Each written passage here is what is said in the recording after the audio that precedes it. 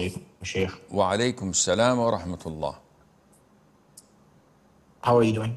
Alhamdulillahi Rabbil Alameen. Alhamdulillah.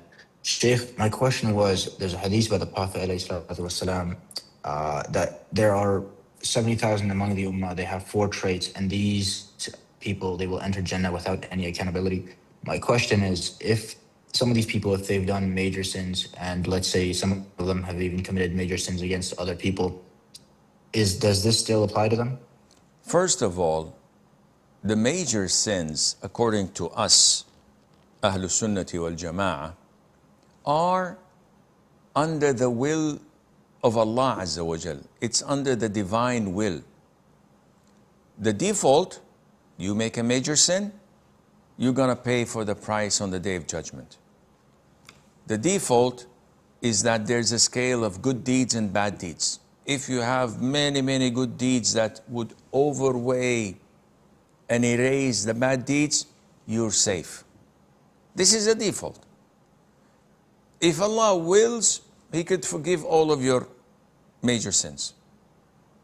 And if Allah did not will it, then He would hold you accountable and throw you in hell for a simple sin under the divine will.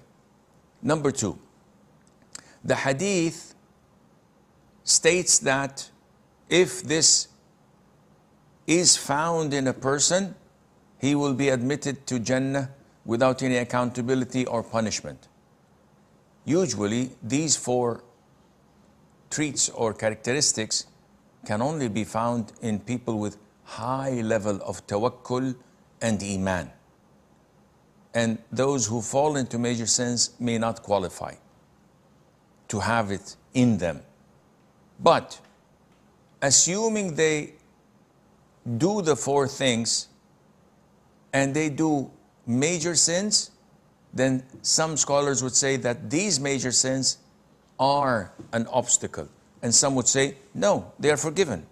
So this is in Allah's hands. We do not know whether Allah would erase them because of these 4 characteristics found in an individual, or that they will be held accountable and these major sins would be an obstacle in fulfilling the hadith. And Allah knows best.